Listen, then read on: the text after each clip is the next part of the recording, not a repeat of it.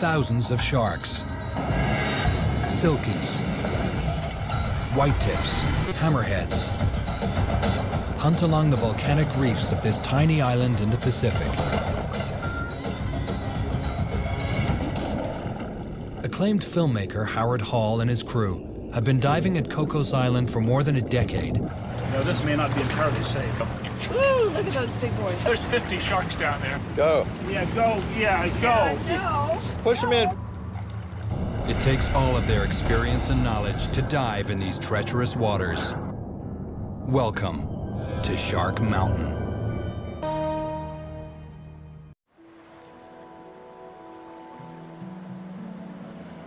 The beach, San Diego, California. This is the edge of our world. It slips quietly into the vast Pacific Ocean.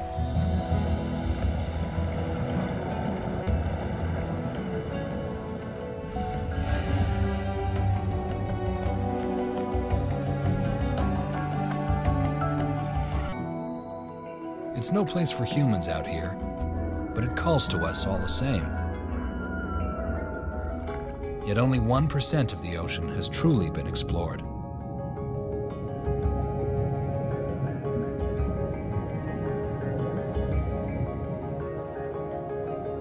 Just an extraordinary few have risked its dangers and delved into its mysteries. Two of them are Howard and Michelle Hall. Their hours underwater, in the most remote places on Earth, add up to years. After more than 50 films, they're in the business. But even for pros, the work of exploring begins on the phone. Weeks, 3 weeks of diving. No, I never said 2 weeks. It's always been 3 weeks. As Michelle tackles the logistics, Howard organizes the gear, and he never travels light.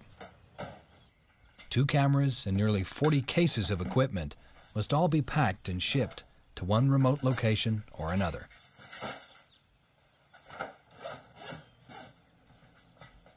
But lately, he's been finding that no place is quite as remote as it used to be.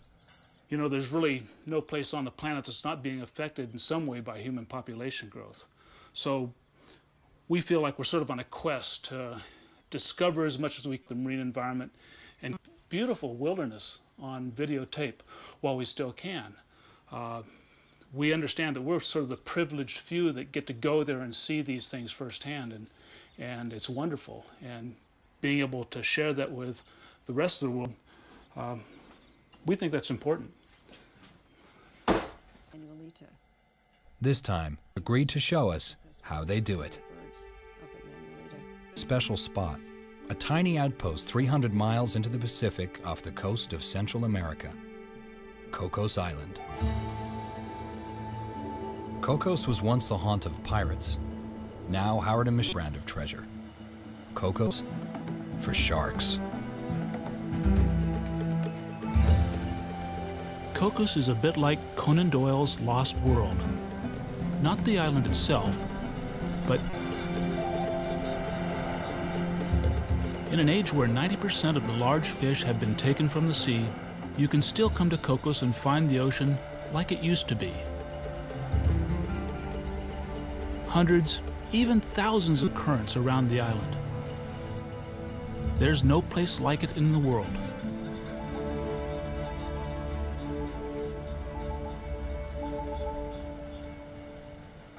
For some 10 weeks of filming, our home will be the research vessel Undersea Hunter, boat, but with your crew.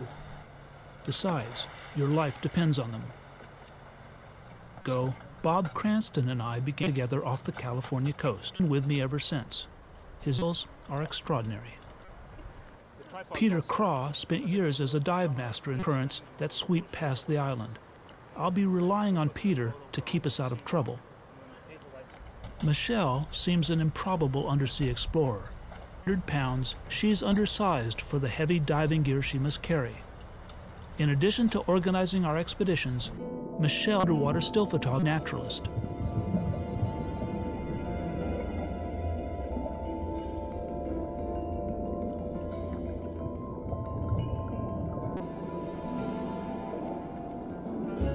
Ocean life is so rich, a 12-mile zone all around it has been designated a Costa Rican National Park and World Heritage Site. No fishing is permitted here.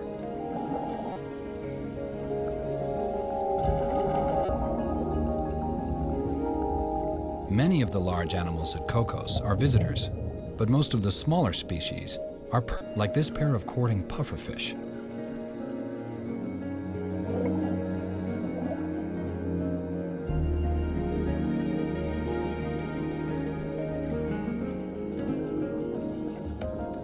Another resident, this blue-spotted jawfish, seldom ventures far from her den. Ocean everything she needs.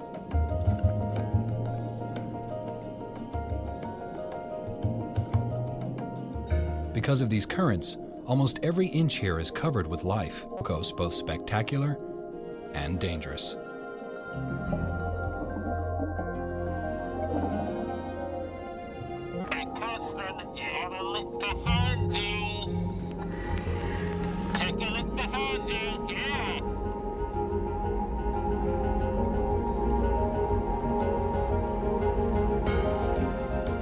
This is why divers come to Cocos. Often when I'm looking down at some small creature, a shadow is suddenly cast over the reef. A chill always goes down my spine before I raise my head to discover legions of hammerhead in schools so dense they blot out the sun. An experience that goes beyond awe. It's magical.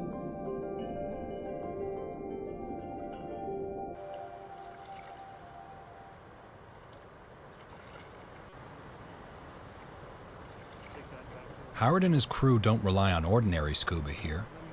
Instead, they use a more sophisticated system that emits no bubbles and won't run out of. This is the diving gear we'll be using for the film. It's very different than standard scuba equipment. This is a closed-circuit mixed gas rebreather, and it's very similar to the systems the astronauts use when they're in outer space. Basically, it takes the gas that you're breathing, purifies it, and recycles it. Just rebreathe it, hence the name rebreather. This thing makes filming while fishing underwater. It's very, very silent. It allows you to get closer to the marine life, and you can stay down for very long periods of time. Besides, it's got communications in it. So this is the push to talk. It's kind of marbles in your mouth, but Howard can understand me. I can easily understand him.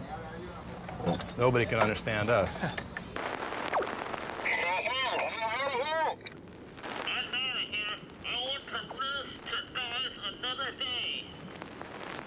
Exactly. And that's it.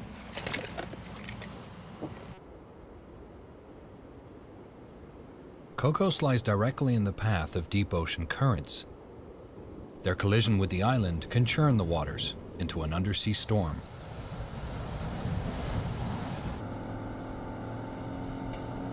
The currents around Cocos behave a lot like turbulence. Even when the surface is calm, the currents below can be unpredictable and dangerous, threatening to sweep us far out to sea.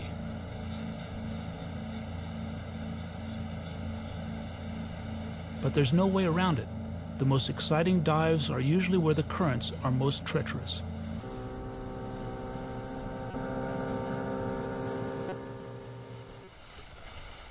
The only way to test these waters is to jump in. If we're able to work in the current, we might stay down for 2 or 3 hours at a time, or as long as our camera batteries last. Current is often our nemesis, but it's also our guide to the most spectacular animals.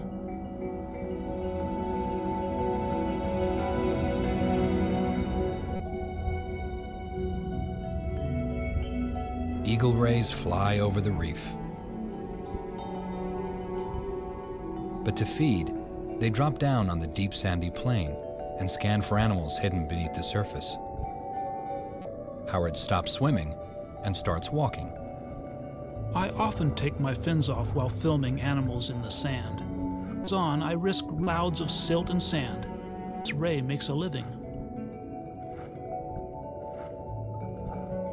Rays and sharks are close cousins and share the same sensory abilities. They both detect the electric fields produced by living things. It's this special sense that allows sharks to find prey in total darkness, or hiding beneath the sand, if they pass close enough.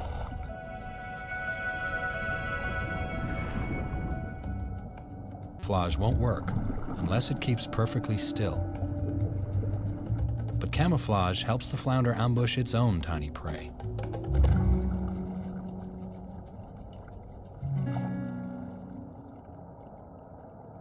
These white-tipped sharks are simply resting here on the bottom.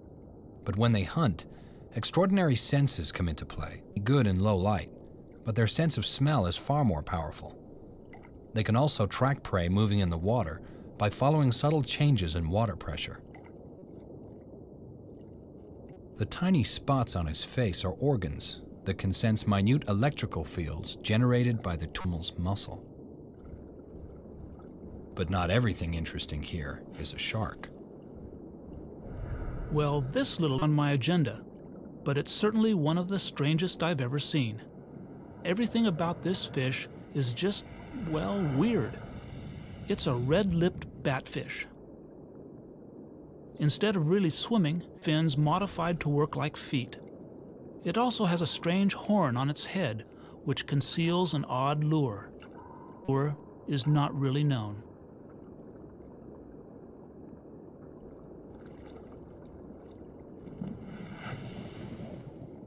This is the weird-looking fish I was hoping to find.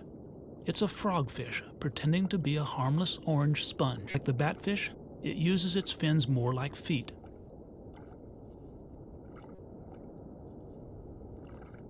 To move in for close-ups, I bring a heavy tripod to keep the camera steady.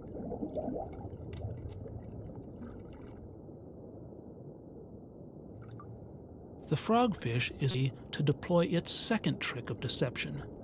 It attracts prey with a tiny lure it uses like a fishing pole attached to the top of its head.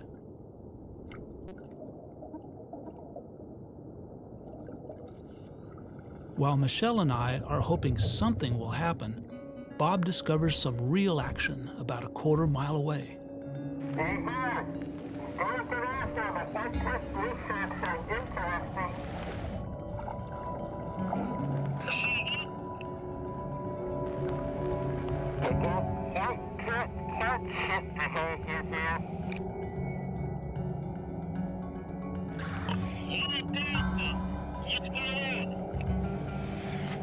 I think there's going to be some mating going on. The males are chasing the females. Oh, shoot, that's the point. I don't miss it. I never see anything like it. The males have got the female, and she's on the male, and they're going to get killed. Just get out here.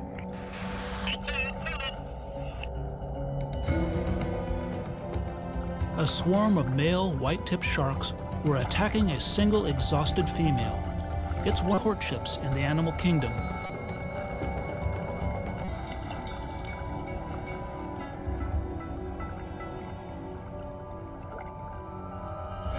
Male sharks have to hold on while they mate. They can only do that with their mouths.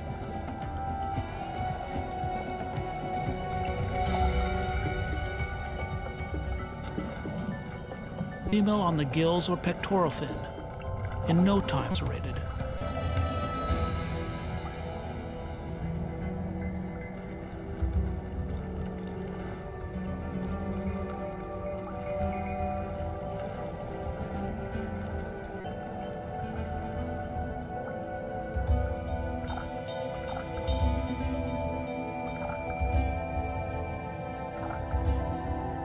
In 35 years of observing and filming sharks, I've seen courtship behavior only 4 times, and never have I seen the entire act, start to finish, and at such close range. It was unbelievably violent and brutal. When it's over, the female swims away, exhausted and bleeding.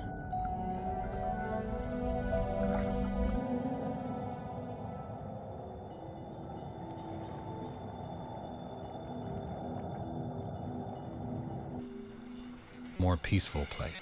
Seabirds nest on the island by the thousands. There are no natural predators here to disturb them. They waste no energy building elaborate nests. Instead, she lays her single delicate egg on a round tree branch. It's an incredible balancing act. Stake, and the egg will fall.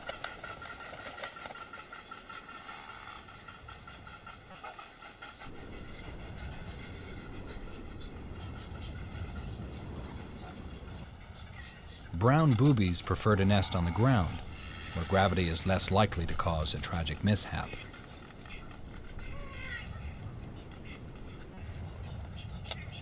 Prefers to nest in low-growing trees, where they raise down-covered chicks. But this idyllic island life is only half the story. All these birds make their living from the sea, eager players in a truly violent event. Howard and his crew call it a bait ball feeding frenzy. Beneath the diving birds, predators herd a school of greenjacks and triggerfish into a tight ball, pin them against the surface. The fish are attacked from above and below.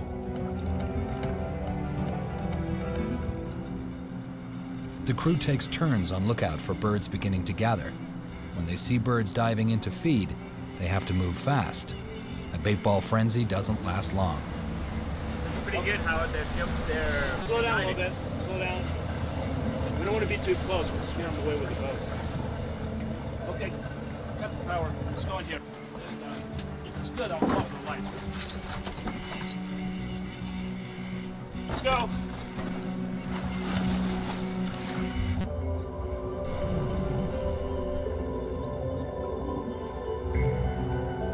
Silkies and black-tip sharks cut through the school as fast as they can.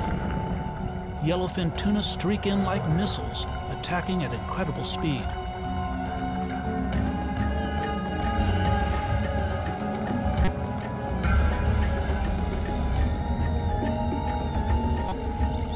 And bottlenose dolphins gather by the dozen. The buzzing sounds of their echolocation fills the water.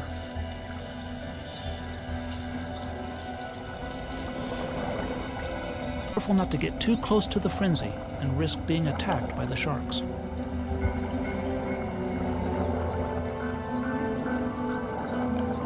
Many of the jacks are injured and bleeding, and that only intensifies the sharks' excitement.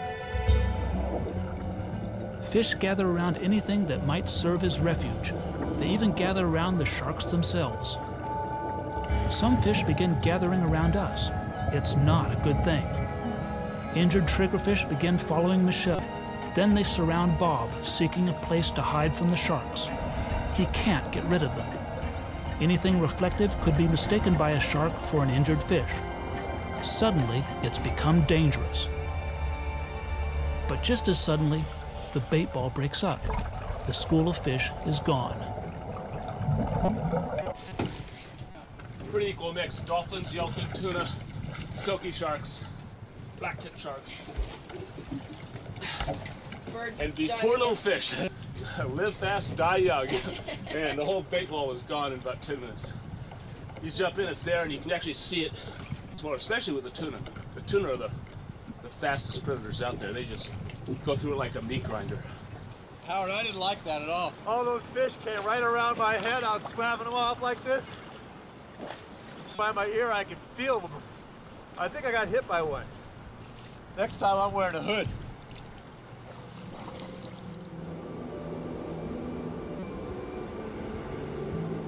The weather at Cocos is as turbulent as the sea.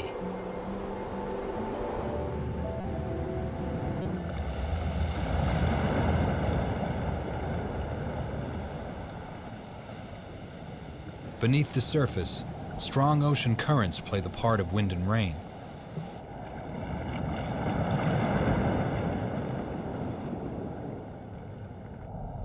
As the currents collide with undersea escarpments, they rise and swirl around the island. We often struggle against a current flowing north at the surface, only to struggle against one flowing south on the bottom. But hammerheads hunt in wind, and marble stingrays soar the current like The currents also cause optical problems for the crew. As dense cold waters rise and mix with surface layers 10 to 15 degrees warmer, they create a strange heat haze effect. It's like diving in a mixture of oil and vinegar. Images blur, making camera work impossible as animals move through the mixing layers.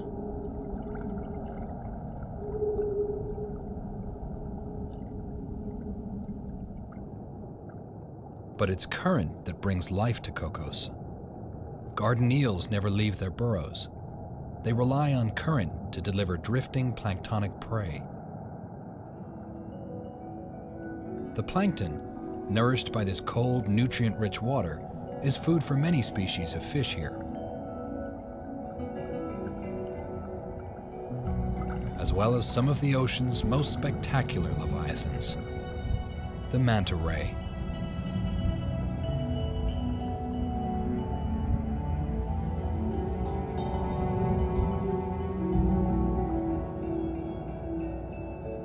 The whale shark.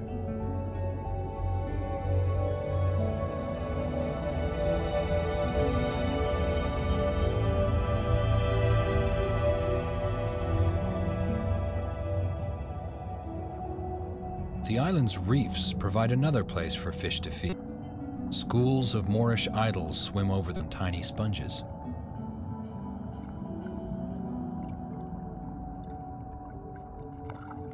A hawksbill turtle grazes on algae that clings to the rocks.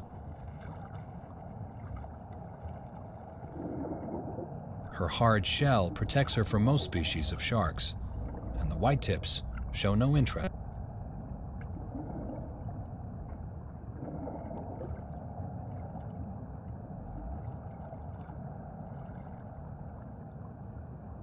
The hawksbill finds a sea cucumber to eat. To me, it seems even less appetizing than algae. A sea cucumber has the consistency of rubber, and I suspect it doesn't taste much better. But the turtle seems to like it.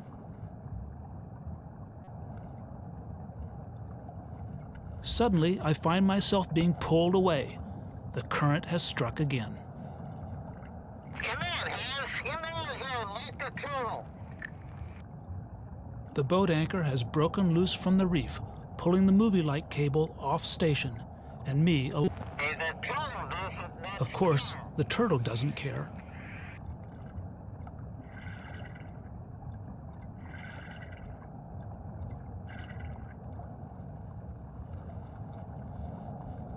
Naturally, by the time I secured the cables, the turtle had finished its meal and decided to leave.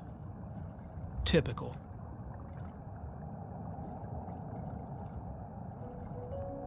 Fortunately, Bob was there to get the last shot as the turtle ascended through a school of hammerheads.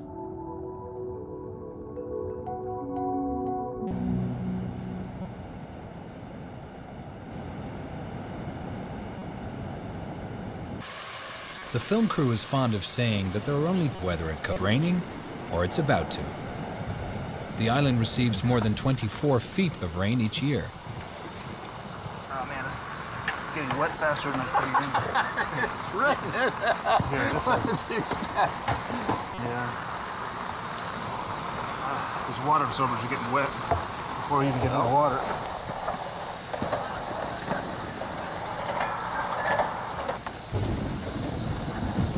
I think the towel's not doing much anymore. It's pretty saturated. Okay, you all set? I'm set. We've been coming to Cocos for 10 years now. Our experience and preparation, the work's not getting any easier.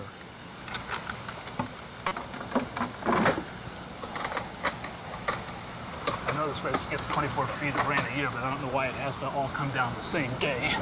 Because we're here. I think all this mud will drift away in the current, The fact is, some of the creatures we've always counted on here are becoming much harder to Cocos is changing, and I'm beginning to worry about it.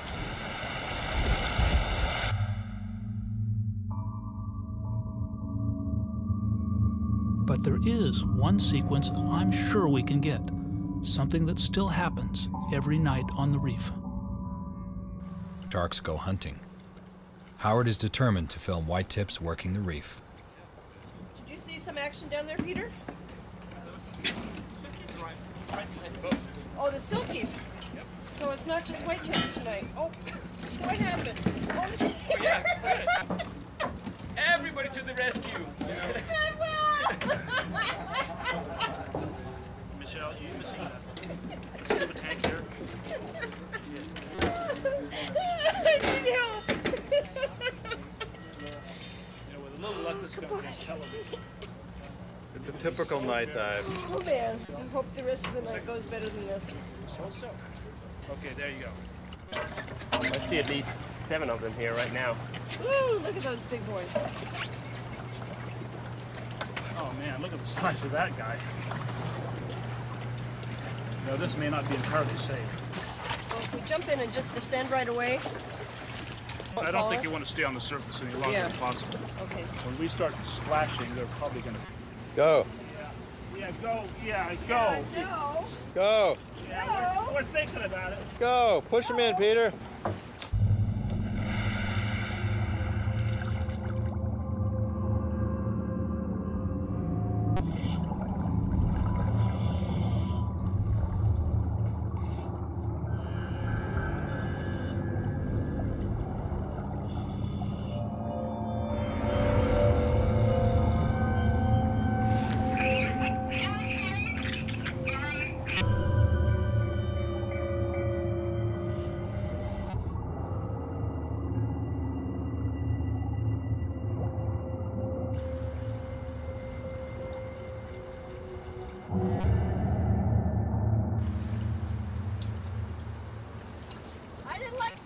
Thought you guys were going diving. Those silkies scared me out of the water. I've never been scared out of the water like that before. It's just like a bait ball without the bait. They were knocking into my feet, knocking my legs. I wasn't sure. At first I thought it was Howard kicking me. Oh man, Just to spook me, but there's a lot of sharks the down fog there. finally cleared. That wasn't Howard kicking me. That was the silkies knocking into me. There's 50 sharks down there. I'm talking about the big guys. Yeah. I don't think we're going to do this tonight. Michelle, could you kind of crawl out of the way? Sometimes we use bait to attract sharks. But we never once used bait while making this film, and certainly not at night. So I don't know why these sharks were so aggressive. That's what really freaked me out.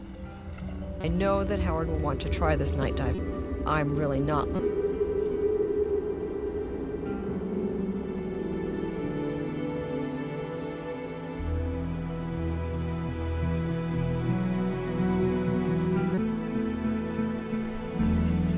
The next day, they try filming animals a bit less threatening than sharks. One of our goals was to develop a time-lapse system for capturing high-definition images of animals that move very slowly. The system was developed largely by Peter, and this will be our first dive to test the camera.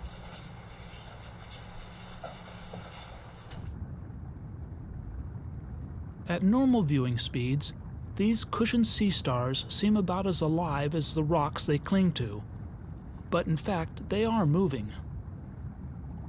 If we get this right, you'll see that these animals exhibit some interesting behavior, and even some character.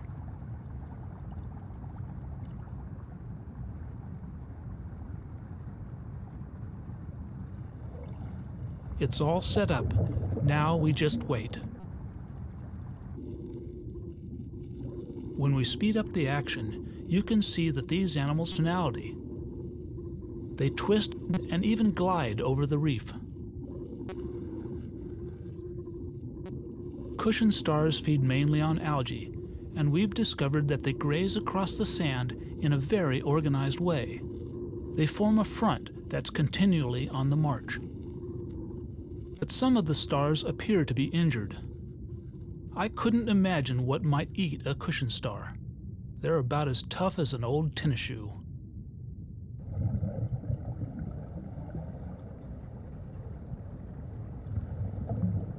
Then, as we saw lobsters approaching a cushion star. At first, they were scared off by a shark swimming overhead. but it soon became clear what was happening. Lobsters are nocturnal. During the day, they stay close to their dens. They may be afraid to venture out for something more interesting to eat, so they pick up a cushion star and start gnawing on the legs. The lobsters seldom finish their meal, since the cushion star is so tough, and so the star only some minor leg damage.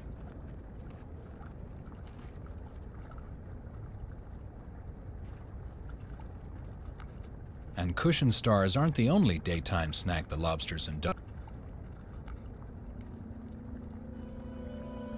It turns out that lobsters will also feed sea urchins. Eating an urchin isn't easy. The lobster has to carefully break off the poisonous spines on the tasty meat inside.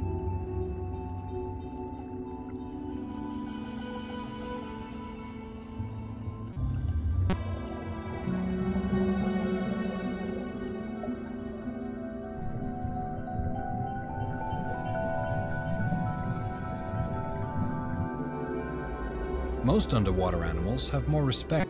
Baby cardinal fish are hiding in this forest of spines for protection from predators. But in this world, no defense is perfect. Leather bass have their own clever tactic. Several attack one side of this urchin cluster, driving the waiting mouths of leather bass on the other side. Then they return the favor, and all the leather bass get something to eat.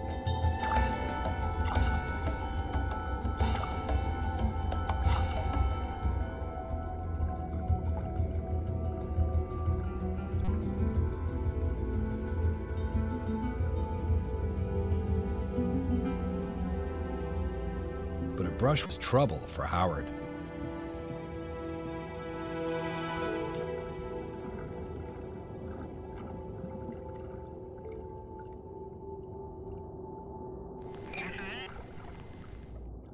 The sting from an urchin burns like fire.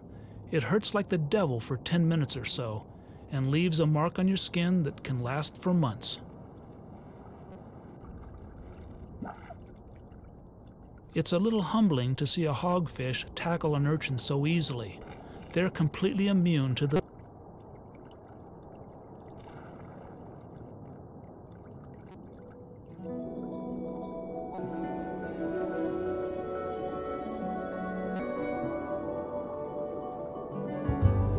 On the reef is often thought to be eaten. And though predation is a big part of what happens down here, it's far... Life down here is amazingly complicated and sometimes surprisingly gentle. We've observed that courtship between male and female is a simple act of mating. Big-eyed jacks pair up every evening and swim together for hours. They're a pair by displaying contrasting colors. And these more gentle behaviors even extend to relationships between species. Courting jacks descend to the reef and are met by yellow barberfish. Although barberfish are perfect-sized prey for the jacks, instead, the barberfish pluck parasites from the jacks. Even the fiercest predators of Cocos will engage in gentle cleaning.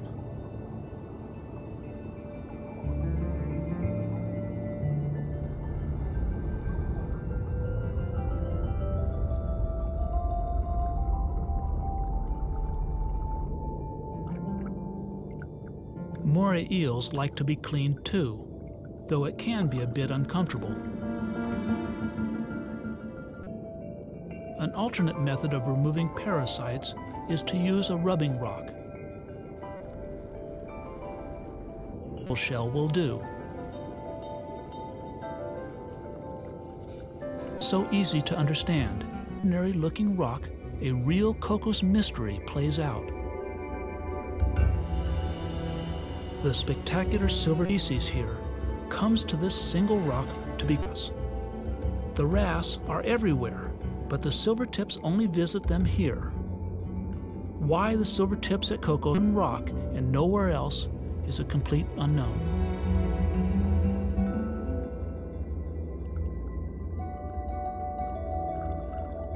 Silvertips were never common here, but in recent years, the numbers of all sharks seem to have declined. The cause hangs from the mouth of this silky shark. It's a longline hook, a dark harbinger for the future of Cocos.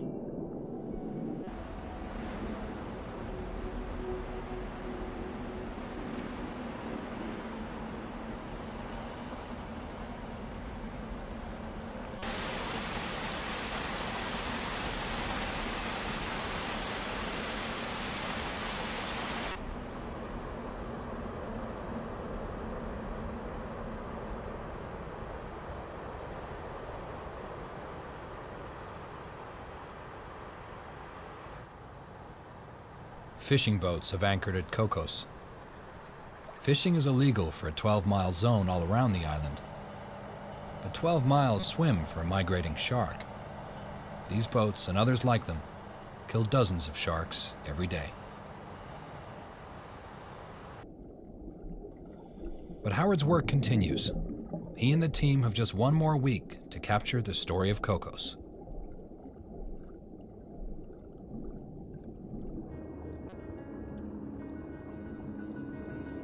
As evening approaches, this male peacock flounder abandons his camouflage. He risks exposure as he swims across the reef towards the sandy plain. He's looking for love.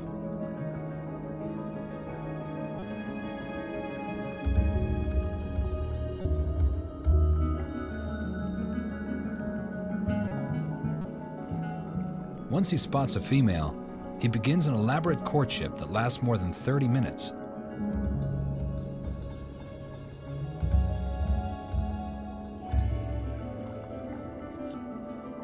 When she's ready, the female will follow the male up toward the surface.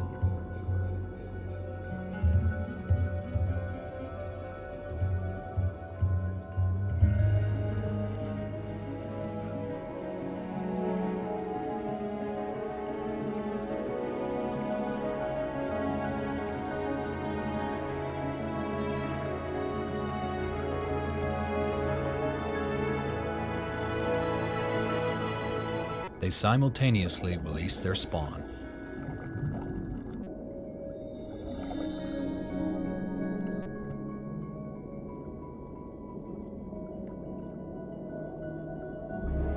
Capturing the courtship of large marble stingrays is like filming a ballet.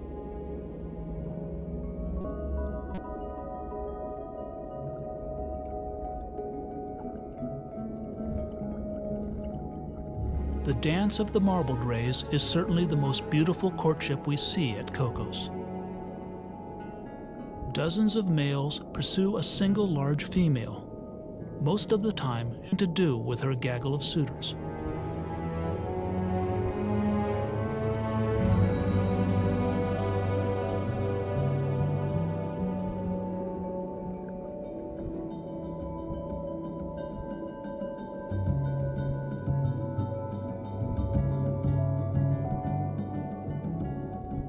When she stops, the males hover overhead, surrounding Bob and me.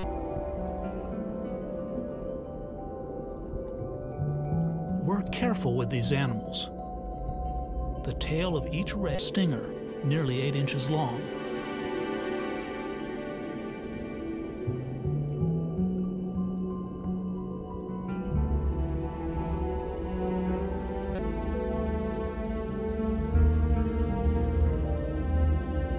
Constantly bumped and nibbled at by the anxious males, the female begins moving again. The procession resumes, gliding gracefully.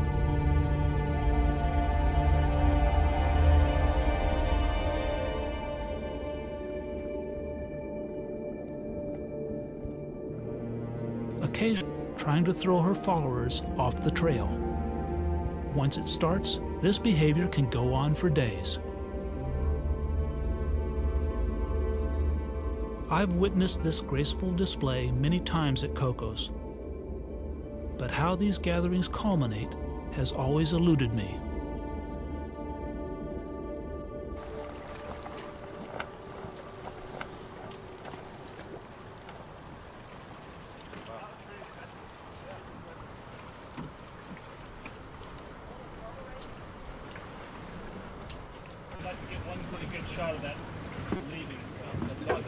the bobble race going to be there tomorrow?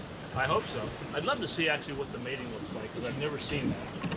All the time we've seen the marble race, you know, doing these aggregations, and males will come up off the bottom when you're hovering them up like to investigate, and I think maybe they think you're a female up there. Right, yeah. You know, and then they come up, and so maybe that the mating actually goes on near the surface. So when she's ready, maybe she just ascends and all the males come up. I'm only guessing though. I've never seen, you know, the actual act. The dive masters here have seen it. They've seen them? Do they go up? They've seen it, yeah. The female comes up, males come up underneath, belly to belly, and then it's sort of like the white tips. Once one is done, the second one comes and takes over. Wow. And then she takes off. I'd love to see that. Our time at Cocos is rapidly coming to an end. But there is one last dive we need to make, and I think we're ready.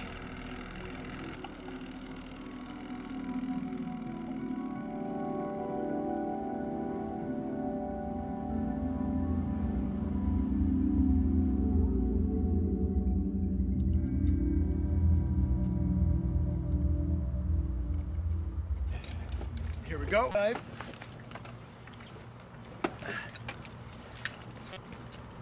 don't know who invented the night dive. I don't know who invited all the sharks off the bed. But I guess we're going to go down and find out.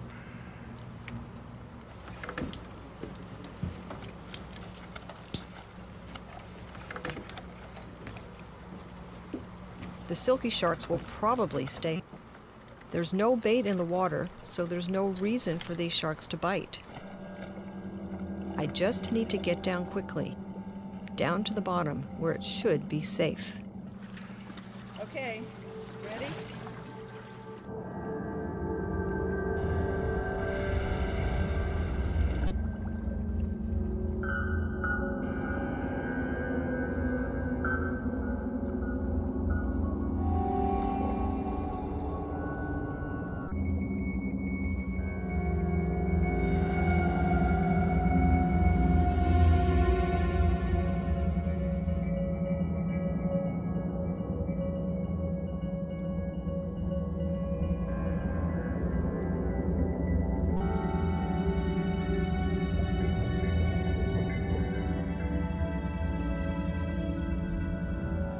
I feel much better when I see the glow of lights on the sand below.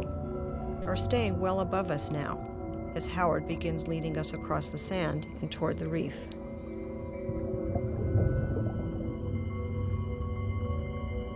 When we reach the reef, we find it swarming with activity. Hundreds of white-tipped sharks are hunting. No bait was used to cause this gathering. Like the leather bass attacking spines, these sharks have learned the advantage of hunting together. They shoot to dive into the reef at once, but with each attack, only one shark emerges with a fish.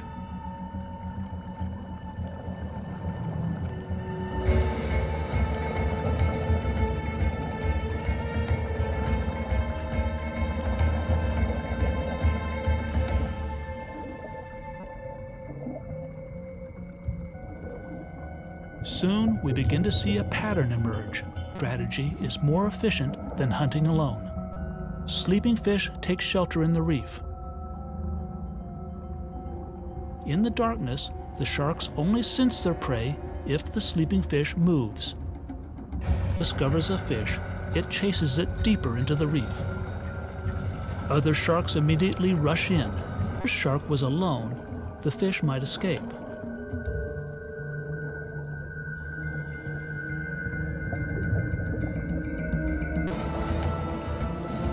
But when the sharks hunt, the fish often blunders into the waiting jaws of another shark. As a pack, the sharks are more successful.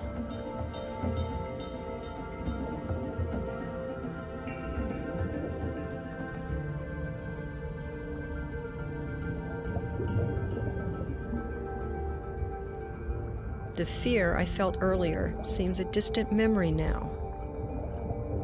I'm thrilled to witness a nightly drama unfold just as it has for thousands of years before divers ever discovered this world. You might think all this wildness would be safe, hidden away at this little island. I only wish that were true.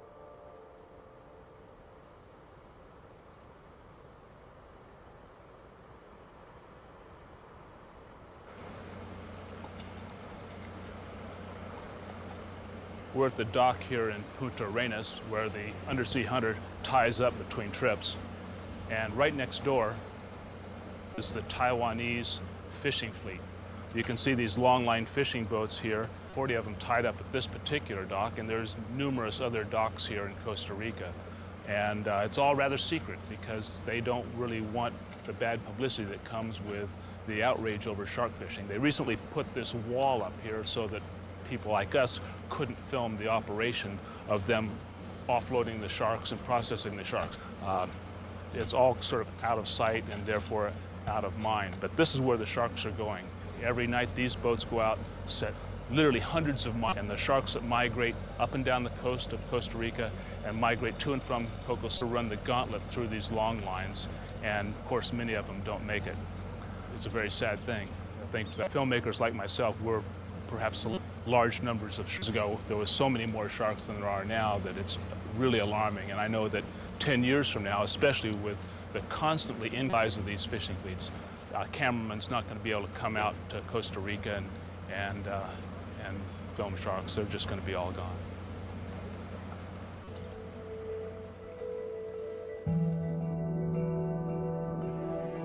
For now, the sharks are still coming to their island outpost at Cocos.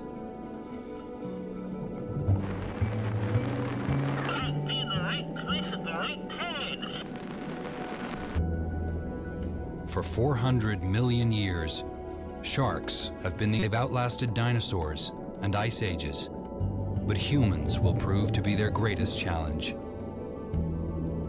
Yet the deep ocean still offers them a chance, a refuge beyond our reach, a last retreat in its dark blue, mysterious depths.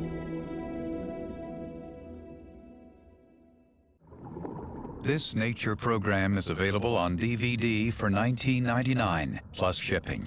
To order, call 1-800-336-1917.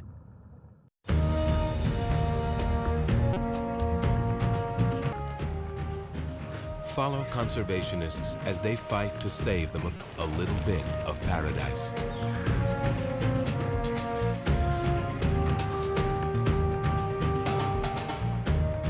To learn on this nature program, visit pbs.org.